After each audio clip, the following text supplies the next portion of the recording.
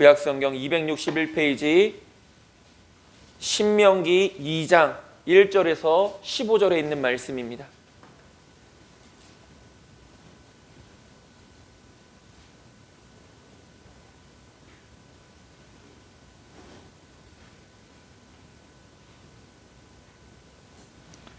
우리 다 찾으셨으면 우리말 성경으로 1절부터 함께 읽겠습니다.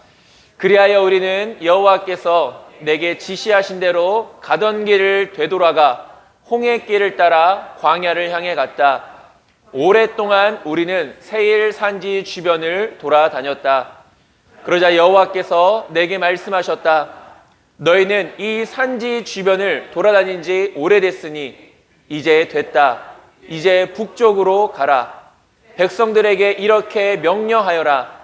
너희는 이제 세일에 살고 있는 너의 형제인 에서 자손들의 영토를 지나게 될 것이다.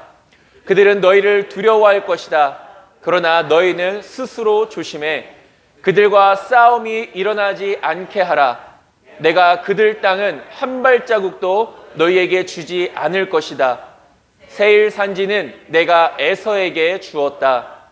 너희는 돈을 내고 너희가 먹을 음식과 마실 물을 얻도록 하라. 너희 하나님 여호와께서는 너희 손으로 하는 모든 일에 복을 주셨으니 그분은 이 광활한 광야에서의 여정을 지켜보셨다. 이 40년 동안 너희 하나님 여호와께서 너희와 함께 하셔서 너희는 모자라는 것이 아무것도 없었다. 그리하여 우리는 세일에서 살고 있는 우리 형제인 에서의 자손들로부터 떨어져 지나가게 됐다. 우리는 엘랏과 에시온게벨에서 시작되는 아라바 길에서 방향을 바꿔 모압 광야길을 따라갔다. 그때 여호와께서 내게 말씀하셨다. 모압 사람들을 건드리지 말고 그들을 자극해 싸우는 일이 없도록 하여라. 그들의 땅은 내가 너희에게 주지 않을 것이다. 이는 내가 아르를 롯 자손들에게 주어 갖게 했기 때문이다. 거기에 에밈 사람들이 살았는데 그들은 힘이 세고 수가 많았고 아낙 사람들만큼 키가 컸습니다. 그들은 아낙 사람들처럼 르바임 사람들이라고 불렸지만 모압 사람들은 그들을 에밈 사람들이라고 불렀습니다. 호리 사람들도 세일에서 살았는데 에서 자손들이 그들을 쫓아냈습니다. 에서 자손들은 마치 이스라엘이 여호와께서 그들에게 주신 그 땅에 정착한 것과 같이 호리 사람들을 멸망시키고 그 땅에 정착했습니다. 그러자 여호와께서 말씀하셨다. 이제 일어나 세렛 골짜기를 건너가라. 그리하여 우리는 그 골짜기를 건너갔다. 우리가 가데스 바네아를 떠나 세렛 골짜기를 건널 때까지 38년이 걸렸다. 여호와께서 그들에게 맹세하신 대로 모든 세대의 모든 군사들은 다 진영에서 사라지고 말았다. 그들이 진영에서 완전히 제거될 때까지 여호와의 손이 그들을 치셨던 것이다. 아멘. 아멘. 오늘은 너희에게 주지 아니하리니 라는 제목으로 이 시간 함께 은혜를 나누고자 합니다. 지난 한 주도 하나님의 말씀과 기도로 승리하셨습니까? 우리는 지난주에 온전히 여호와께 순종하였은즉 이라는 제목으로 함께 은혜를 나눴습니다. 신명기라는 단어의 뜻은 계명을 자세하게 설명해 주는 책이라는 의미로서 가나안 땅에 곧 들어가게 될 출애굽 2세대들을 위한 모세의 고별 설교입니다. 모세의 마지막 유언과도 같은 말씀인 것이죠. 모세가 이 신명기를 통하여서 백성들에게 전하고 싶었던 메시지는 오직 하나님 한 분만이 우리의 창조자이시며 모든 역사의 주인이신데 너희들은 우리들은 하나님의 놀라우신 은혜로 하나님의 자녀가 되는 이런 복을 누리게 되었다. 그리고 그것에서 그치는 것이 아니라 이제 하나님의 자녀된 우리들은 마땅히 하나님의 뜻 앞에 순종하며 살아갈 수 있어야 된다.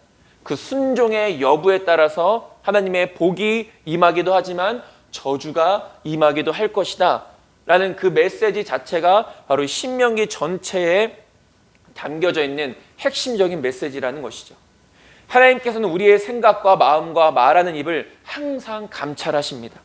이스라엘 백성들이 약속된 하나님의 은혜를 누리지 못했던 이유는 그들이 입으로 늘 불평하고 원망했기 때문인 것이죠. 결국 하나님께서는 그들이 말한 대로 역사하셨습니다. 그러나 갈렙과 여호수아만큼은 하나님의 말씀에 온전히 순종했습니다. 갈렙과 여호수아도 똑같은 어려운 상황들을 만났지만 그들은 하나님의 약속에 대한 굳건한 믿음이 있었다라는 것이죠. 결국 그 믿음이 하나님의 은혜를 누리는 통로가 되었습니다. 불순종은 기도의 응답을 가로막는 장애물이 되어집니다. 우리의 기도가 진정으로 하나님께 응답되기를 원한다면 우리는 가장 먼저 하나님의 말씀 앞에 순종하는 삶을 살아갈 수 있어야 됩니다. 이것이 우리가 지난주에 살펴봤던 말씀의 내용이었습니다. 이제 오늘 본문은 이스라엘 백성들이 드디어 가데스 바네아라는 곳에서 이제 모압 평지를 지나 이제 가나안 땅에 들어가게 되는 그 여정을 회상하는 장면입니다. 우리가 이렇게 해서 이런 과정들을 통하여서 우리가 비로소 가나안 땅에 들어가게 되었다라는 이런 것을 회상하고 있는 말씀인데, 이런 이 가나안 땅에 들어가는 이제 출애굽 2세대들이 가나안 땅에 들어가는 이 여정을 회상하는 장면 속에서 나타나는 하나님의 뜻이 무엇인가 우리가 말씀을 통해 잠깐 살펴보도록 하겠습니다. 첫 번째로 여호와께서 내게 명령하신 대로라고 모세는 이야기합니다. 우리가 지난주에도 말씀을 살펴봤던 것처럼 이스라엘 백성들은 바로 눈앞에 가나안 땅을 두고서도 그 땅에 들어가지 못하고 결국은 다시 발길을 돌려서 본격적인 광야 생활을 시작하게 됩니다. 그 말씀이 오늘 본문 1절에 나와 있는데 저와 여러분들의 성경을 한번 같이 살펴보시길 바랍니다. 1절에 이렇게 말합니다. 우리가 방향을 돌려 여호와께서 내게 명령하신 대로 홍해길로 광야에 들어가서 여러 날 동안 세일산을 두루 다녔더니 라고 말합니다. 여기서 세일산을 두루 다녔다, 여러 날 동안 세일산을 두루 다녔다라는 것은 38년 동안 이스라엘 백성들이 광야 생활한 것을 의미하는 것입니다. 가나안 땅을 바로 눈앞에 두고도 믿음이 없어서 들어가지 못했던 백성들은 하나님께서 그들을 다시 되돌아가게 하셨습니다. 그리고 그 세일산 주변에서 무려 38년 동안이나 하나님의 인도하심 가운데 살아갔던 것이죠. 우리가 뒤에서도 말씀을 통해 살펴보겠지만 그 15년 동안 하나님은 어떤 하나님의 약속을 이루셨습니까? 14절에 가데스 바네아에서 떠나 세레 시내를 건너기까지 38년 동안이라. 이때에는 그 시대의 모든 군인들이 여호와께서 그들에게 맹세하신 대로 진영 중에서 다 멸망하였나니 라고 말합니다. 약속을 믿지 못했던 출애굽 1세대들이 이 38년 동안 광야 생활하면서 그 광야에서 죽게 되었다라는 것이죠. 이것이 하나님의 인도하심이었다라는 것입니다. 그래서 15절에 여호와께서 손으로 그들을 치사 진영 중에서 멸하신 거로 마침내는 다 멸망되었느니라. 출애굽 1세대들을 의미하는 말씀인 것이죠. 얼마나 안타까운 일입니까? 바로 눈앞에 한 발자국만 내디디면 다가갈 수 있는 그 가나안 땅을, 약속받은 가나안 땅을 믿음이 없어서 다시금 되돌아가는 이 상황들이 얼마나 안타까운 일들이겠습니까? 지금 당장이라도 하나님의 말씀 앞에 온전히 순종하기만 하면 저 가나안 땅에 들어가서 하나님의 약속의 은혜를 누릴 수 있는데 말입니다. 그러나 결국 백성들은 그렇게 하지 못했습니다. 아니, 만약 이러한 상태로 가나안 땅에 들어갔다 하더라도, 이런 믿음 없는 상태로 가나안 땅에 들어갔다 하더라도 그들은 금방 내 하나님을 배신하고 돌아설 연약한 자들이었다라는 것이죠. 그래도 그나마 여호수아가 백성들의 리더가 되어서 가나안 땅을 차지했을 때만이라도 백성들은 하나님의 말씀 앞에 순종하는 모습을 보입니다. 그러나 여호수아가 죽고 가나안 땅에 들어갔던 출애굽 2세들도 이제 다 죽자 백성들은 그때부터 하나님을 떠나기 시작합니다. 그 말씀이 어디에 나와 있냐면 사사기 2장 7절에 나와 있습니다. 백성이 여호수아가 사는 날 동안과 여호수아 뒤에 생존한 장로들, 곧 여호와께서 이스라엘을 위하여 행하신 모든 큰 일을 본 자들이 사는 날 동안에 여호와를 섬겼더라. 그러니까 여호수아가 살고 그에 함께 이 가나안 땅에 들어갔던 많은 사람들이 살아있을 동안에는 백성들이 하나님을 열심히 섬겼다라는 것입니다. 근데 문제는 무엇입니까? 그들이 죽고 난 다음에 백성들이 바로 변했다라는 것이죠.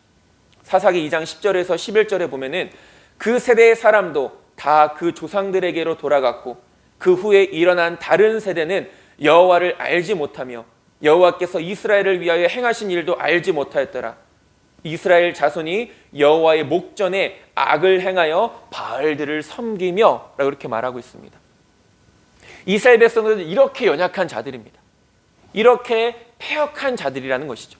그래서 앞서 얘기했듯이 만약 믿음이 없는 상태에서 가나안 땅에 들어갔어도 그들은 금방 내 하나님을 배신할 사람들이었다라는 것이죠. 그러나 이런 이스라엘 백성들의 어리석은 모습은 이스라엘 백성들의 모습이기도 하지만 가장 가까이 있는 나의 모습이기도 합니다. 우리의 모습이기도 하다라는 것이죠. 이러한 백성들에게도 하나님을 향한 믿음을 갖는 시간이 결코 부족했던 것은 아닙니다. 얼마나 많은, 지난주에도 얘기를 했지만 출애굽의 그 역사를 경험하고 직접 눈으로 봤던 백성들입니다. 그럼에도 불구하고 바로 눈앞에 있는 가나안 땅을 믿음이 없어서 못 들어가는 이런 어리석음을 우리에게 보여주고 있다는 것이죠. 그것이 바로 우리의 삶이기도 하다라는 것입니다. 이들은 이미 하나님의 놀라운 역사를 경험했고 오직 하나님만이 참된 하나님이심을 눈으로 보았습니다.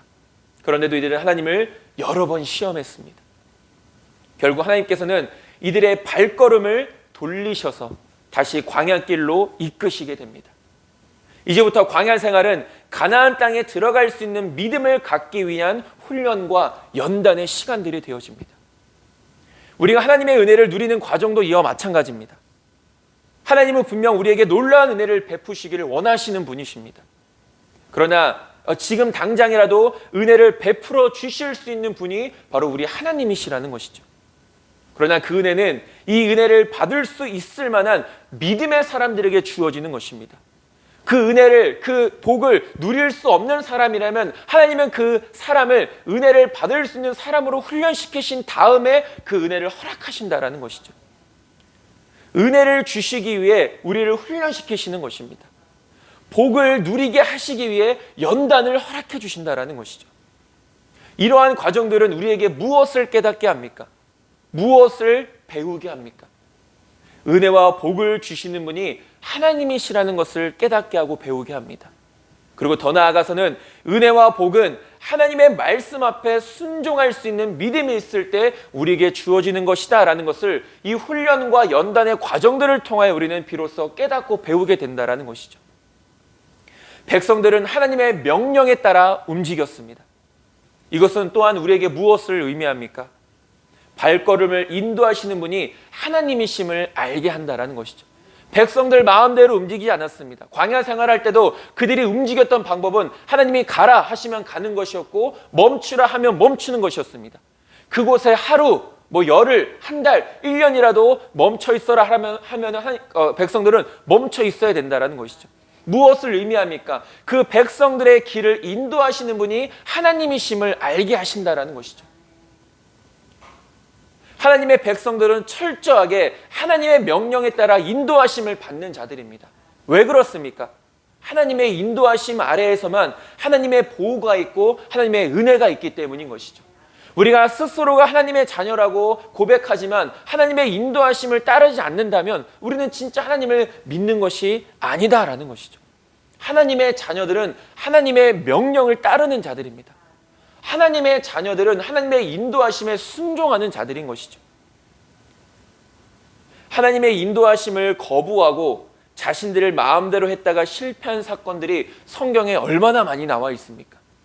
지난주에 살펴봤던 말씀만 보더라도 하나님께서 가지 말라고 하신 곳을 무기를 들고 나아갔다가 결국은 패배만 맛보고 돌아왔던 이스라엘 백성들 아니겠습니까? 가라 할 때는 가지 않고 가지 말라고 할 때는 갔다가 결국은 실패했던 것들이 이스라엘 백성들입니다. 하나님께서 뭐라고 말씀하셨습니까? 내가 그들과 함께하지 않는다라고 분명히 말씀하셨죠. 그 이야기를 듣고도 그 경고를 듣고도 하나님의 말씀을 무시하고 무기를 들고 전쟁에 나아갔다가 패하게 되었습니다.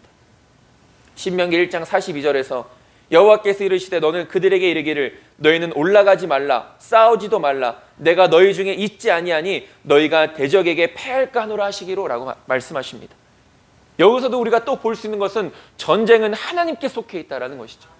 하나님께서 명령하신 전쟁에 순종하며 나아가면 승리하지만 하나님께서 명령하시지 않는 전쟁에 내 멋대로 나아갔다가는 실패하고 만다라는 것이죠.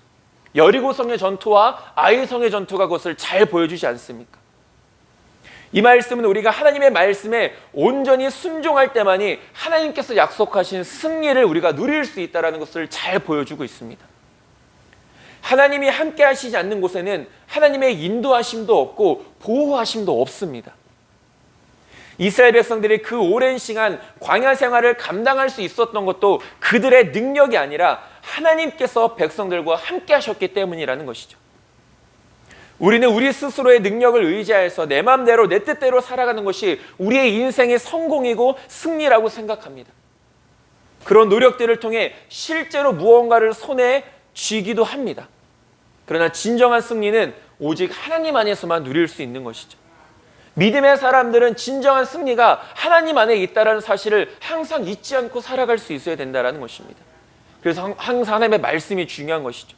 기도가 중요한 것입니다. 하나님이 우리에게 뭐라고 말씀하시는가? 어떻게 가르치고 계시는가? 어떻게 우리를 인도하고 계시는가에 항상 영적으로 귀를 기울이며 살아갈 수 있어야 된다는 것입니다. 저와 여러분들은 힘써 하나님의 인도하심에 순종하는 자들이 되기를 간절히 소망합니다. 우리에게는 먼저 이와 같은 믿음의 확신이 있어야 됩니다. 어떤 믿음의 확신입니까? 하나님은 우리의 가장 좋은 목자이시다. 하나님만이 우리의 참된 목자이시다. 이런 분명하고도 확실한 믿음이 우리에게 있어야 된다는 것이죠. 그리고 그런 믿음 안에서 우리가 할 일은 무엇입니까? 그 목자의 인도하심을 기쁨으로 순종하며 따라가는 것입니다. 목자는 항상 양에게 좋은 것을 주기를 원하는 사람입니다. 근데 하나님은, 예수님은 우리에게 가장 좋은 목자가 되어주신다라고 말씀합니다. 우리가 그런 가장 좋으신 목자 되신 예수님을 따르지 않고서 좋은 것을 얻으려고 한다면 어디 가서 좋은 것을 얻을 수 있겠습니까? 시편 23편 4절은 이렇게 말합니다. 내가 사망의 음침한 골짜기로 다닐지라도 해를 두려워하지 않을 것은 주께서 나와 함께 하심이라. 주의 지팡이와 막대기가 나를 안위하시나이다 라고 말합니다. 사망의 음침한 골짜기를 다닐지라도 그것이 두렵지 않은 것은 목자 되시는 예수님께서, 참된 목자 되신 하나님께서 우리를 인도해 주고 계시다라는 것이죠. 좋은 풀과 푸른 초장으로 인도되어지기 위해서는 좋은 길로만은 다닐 수 없습니다. 나쁜 길도 분명히 존재한다라는 것이죠. 그러나 그 나쁜 길을 걸어가는 상황 속에서도 우리가 두려워하지 않는 건 하나님께서 우리와 함께 하시기 때문이라는 것이죠. 그래서 이것은 어떤 자가 누릴 수 있는 은혜입니까? 믿는 자가 누리는 은혜라는 것이죠. 그리고 그냥 인도해 주신 것이 아니라 막대기와 지팡이로 우리를 인도해 주신다라고 말합니다.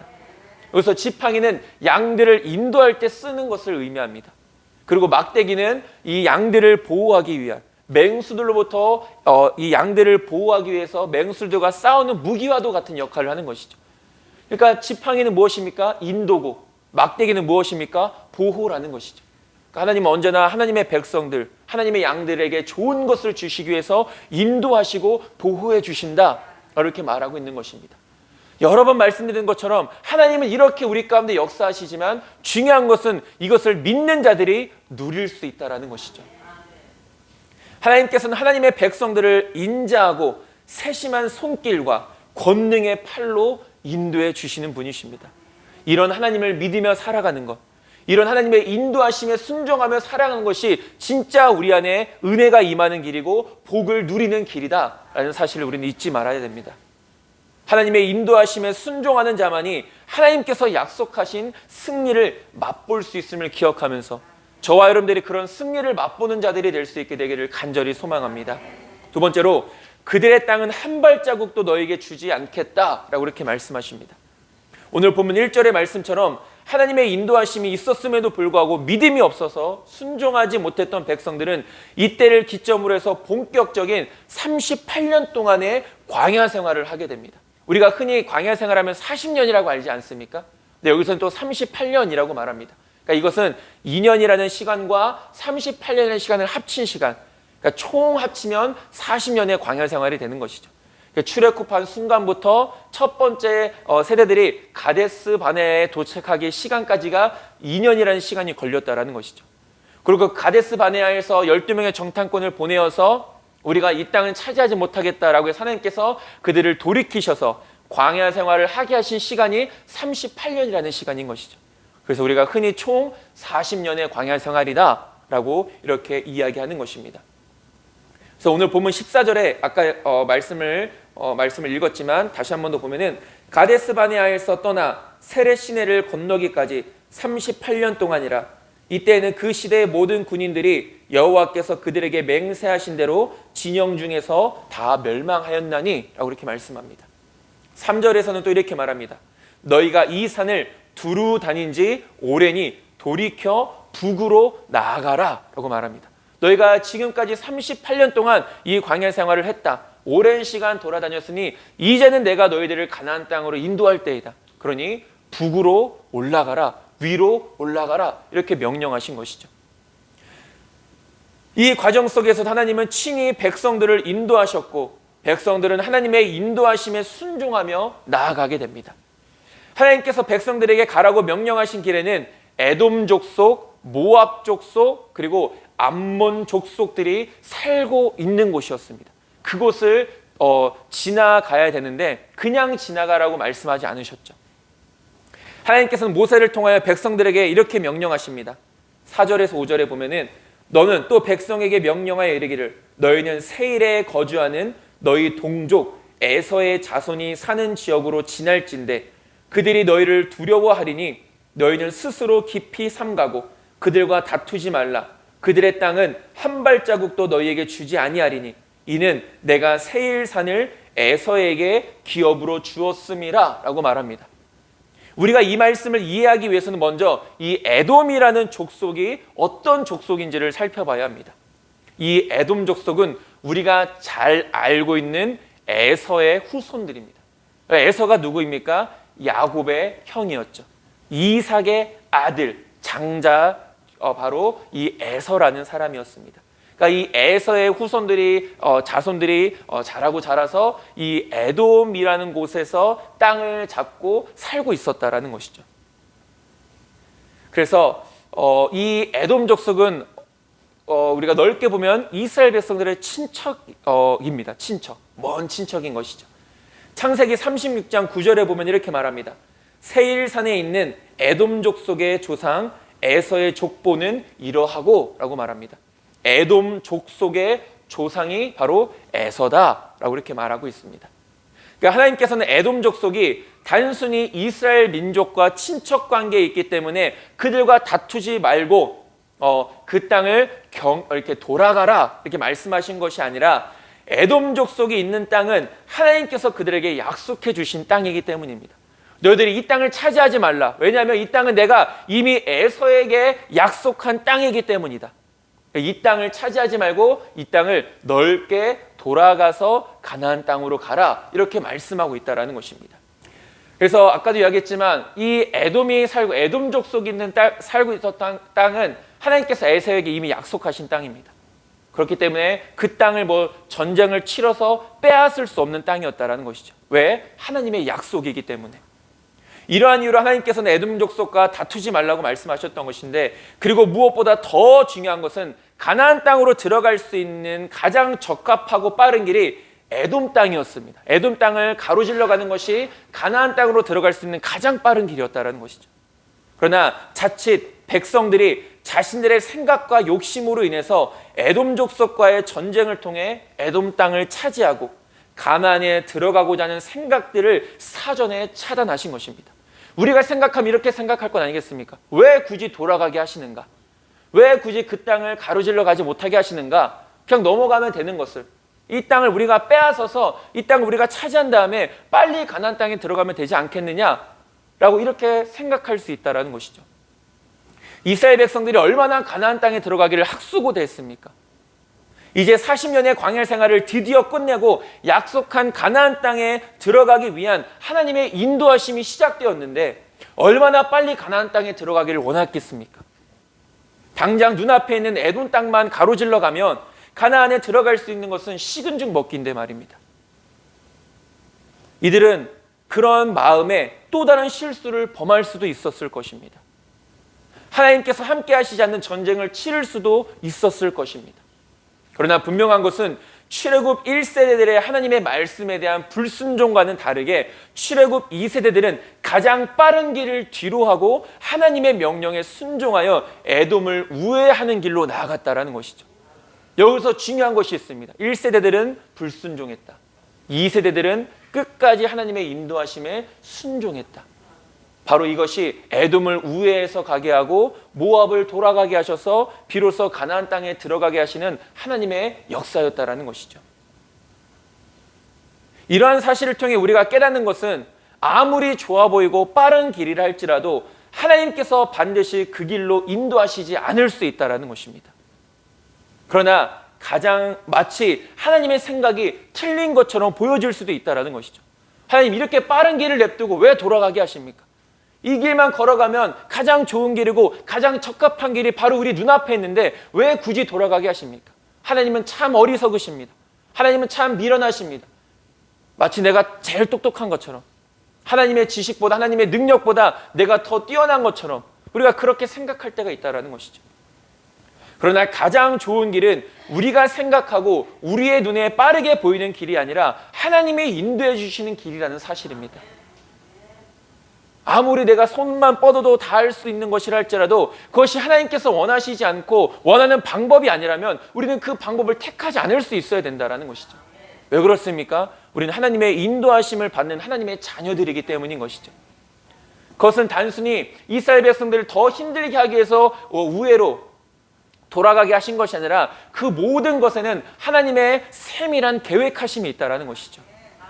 우리는 내 마음과 내 뜻대로 일이 진행되지 않을 때 굉장히 다급해합니다. 불안해한다라는 것이죠. 때로는 그 다급함 때문에 일을 망쳐버리기도 합니다. 아브라함이 그랬습니다. 자손에 대한 약속을 분명 받았지만 그때가 빨리 임하지 않자 결국은 그의 아내의 여종인 하갈을 통하여서 이스마엘을 낳게 되죠. 이 이스마엘을 낳았을 때 아브라함이 굉장히 기뻐했습니다. 근데 하나님은 뭐라고 말씀하십니까? 그 이스마엘은 내가 약속한 자녀가 아니다 라고 분명히 말씀하셨습니다. 급한 나머지 인간적인 방법으로 문제를 해결하려고 했지만 진정한 문제 해결이 되지 않았습니다. 오히려 이 일로 인해 다른 문제가 생겨나게 되었죠. 여종 하갈이 사라를 업신여기는, 그래서 그 안에 분란이 일어나고 또 어려운 일들이 일어나는 이런 일들이 인간적인 방법으로 문제를 해결하려고 했을 때 나타나는 부작용들이었다는 것입니다. 내가 봤을 때는 이게 가장 좋은 방법인 것 같은데, 가장 빠른 해결책인 것 같은데, 이 사건을 통해 우리가 알 수 있는 것은 하나님의 뜻이 아닌 방법은 하나님께서 인정하시지 않는다라는 것입니다. 분명히 이스마엘이라는 아들을 낳았습니다. 하나님이 물론 이스마엘에게도 하나님께서 복을 허락해 주셨지만 이 이스마엘은 내가 너에게 약속한 자녀가 아니다라고 분명히 말씀하시지 않습니까? 하나님의 방법을 따를 때만이 하나님께서 약속하신 결과를 얻을 수 있다라는 것이죠. 분명 내 생각대로 하면 잘된 일인 것 같아서 하나님께 기도하지만 내가 구하는 대로 응답해 주시지 않고 또한 그 응답이 더딜 때 우리는 하나님께 불평합니다. 그리고 하나님의 뜻을 따르지 않고 내 뜻대로 행하게 된다는 것이죠. 그리고 내 결정에 대한 결과의 실패를 하나님의 탓으로 돌리게 된다는 것입니다. 하나님이 도와주시지 않았기 때문입니다. 하나님이 응답해 주시지 않았기 때문입니다. 내가 선택한 결정임에도 불구하고. 이것이 끊임없는 우리의 인생의 모습입니다. 끊임없이 반복하는 우리의 실수라는 것이죠. 그럴 때에서 우리는 더더욱 하나님의 인도하심에 믿음으로 인내할 수 있어야 되는 것입니다. 아까도 이야기했지만 하나님은 좋은 목자이십니다. 선한 목자이십니다. 그런데 우리에게 좋지 않은 것을 먹이시는 것을 기뻐하시는 분이시겠습니까? 우리에게 가장 좋은 것을 주시기를 원하시고 기뻐하시고 또한 그렇게 하실 수 있는 하나님이신데 왜 우리가 그런 하나님을 의심하고 자꾸만 믿지 못하는 어리석음을 우리 스스로가 범하고 있느냐 하는 것이죠. 조급해한다고 해서 일이 해결되는 것이 결코 아닙니다. 빠른 길이 당장 내 눈앞에 보인다고 해서 하나님의 뜻을 기다리지 못하고 달려나갔다가는 결국 넘어지는 것은 내 자신이라는 것이죠. 하나님의 말씀을 무시하고 혼자 달려나갔다가 넘어지고 나서 하나님께 왜 나를 넘어지게 하셨느냐라고 불평한다면 이것처럼 어리석은 사람이 어디 있겠습니까? 에돔과 다투지 말라고 또 모압과 그리고 우리가 오늘 본문에는 나와 있지 않지만 이 신명기 2장 전체를 보면 이제 암몬에 대한 이야기도 나옵니다. 에돔, 모압, 암몬. 이렇게 하나님의 뜻에는 이렇게 놀라운 에돔 족속을 향한 하나님의 약속이 있었고 내가 너에게 이 땅을 주겠다. 그리고 어느 누구도 그 땅을 차지하지 못하게끔, 그것이 이스라엘 백성이어도 그 땅을 차지하지 못하게끔 주지 아니하겠다라고 말씀하시면서 그 땅을 돌아가게 하신 것이죠. 그리고 에돔 족속에 하나님의 약속이 있었고 사람의 방법이 아닌 하나님의 방법으로 행할 때야 비로소 하나님의 은혜를 누릴 수 있다는 사실을 가르쳐 주시기 위하여 하나님의 능력이 이렇게 나타나 있다는 것이죠. 출애굽 1세대들과 출애굽 2세대가 동일하게 이 가데스 바네아에서 가나안 진군 명령을 받았지만 불순종과 순종이라는 상반된 태도 때문에 그 결과로서 엄청난 차이가 있었던 것을 보게 됩니다. 출애굽 1세대들은 광야로 다시 돌아가게 됐죠. 출애굽 2세대들은 하나님의 명령을 따라서 먼 길이지만 돌아가는 길을 하나님의 인도하심을 따라가서 순종하였더니 결국은 가나안 땅에 들어가게 되었다라는 것입니다. 불순종의 결과는 결국 약속의 은혜를 누리지 못하게 되는 것이고 순종의 결과는 약속의 은혜를 누리는 것이었습니다. 모압 족속도 마찬가지죠. 모압 족속은 아브라함의 조카 롯의 자손들입니다. 암몬도 같은 경우이죠. 창세기 19장 36절에서 38절에 있는 말씀을 보면은 롯의 두 딸이 아버지로 말미암아 임신하고 큰 딸은 아들을 낳아 이름을 모압이라 하였으니 오늘날 모압의 조상이요 작은 딸도 아들을 낳아 이름을 베남미라 하였으니 오늘날 암몬 자손의 조상이었더라라고 말합니다. 이 모압과 암몬 자손들이 다 누구로부터 시작된 것입니까? 아브라함의 조카 롯으로부터 시작된 것이죠. 그러니까 이스라엘 백성들과도 친척 관계인 것이죠. 뭐 이런 이유도 우리가 크게 보면 그런 이유이지만 내가 이 땅을 또한 모압 족속들에게 또 에돔 족속들에게 약속한 땅이다. 너를 이 땅을 결코 차지할 수 없다. 그러니 쭉 돌아서서 내가 인도하는 길로 따라 가나안 땅에 들어가라. 이런 하나님의 더 깊은 이런 뜻이 이 말씀 가운데 담겨져 있다라는 것이죠. 조금 더 깊이 들어가면 이 롯의 자손 중 아브라함의 조카 롯의 자손 중 모압 족속은 예수 그리스도의 탄생과 밀접한 연관을 맺고 있습니다. 훗날 모압 족속의 여인 중이었던 룻이라는 여인이 있지 않습니까? 이제 보아스와 결혼하여서 재혼하여서 다윗의 증조 할머니가 되어서 예수님의 계보에 오르게 됩니다. 마태복음에 보면 그것이 예수님의 족보가 쭉 나와 있는 것을 보게 되죠. 이런 모든 일들이 우연인 것 같아 보이지만 그 안에는 하나님의 놀라우신 계획과 일하심이 담겨져 있음을 보게 되는 것이죠. 우리가 그냥 그럴 수도 있겠구나, 우연도 이런 우연이 없다라고 말할 수 있는 그런 모든 상황들, 한순간 모든 상황들 속에서도 다 하나님의 계획하심과 인도하심이 담겨져 있다는 것입니다. 우리가 헤아릴 수 없는, 우리가 계산할 수 없는, 우리가 상상할 수 없는 그 모든 일들을 하나님은 계획하시고 이루신다라는 것이죠. 하나님께서 계획하시고 또한 우리에게 명령하신 일에는 결코 헛된 일이 없다는 것을 다시 한 번 더 깨닫게 됩니다. 하나님이 하시는 일에는 결코 헛된 일이 없다. 그럼 우리는 또 이렇게 생각해 볼 수 있습니다. 하나님의 일에 헛됨이 없다는 것은 우리가 그런 하나님의 뜻을 따를 때 우리의 모든 일에도 결코 헛됨이 없다는 것입니다. 하나님의 인도하심을 따라가는 우리의 모든 인생들, 때로는 그것이 실패한 인생처럼 보여지고 좌절한 인생처럼 보여지고 때로는 승리하고 성공한 인생들, 그 모든 것들이 하나님의 인도하심 가운데 따라가는 것이라면 결코 헛된 일이 없다는 것입니다.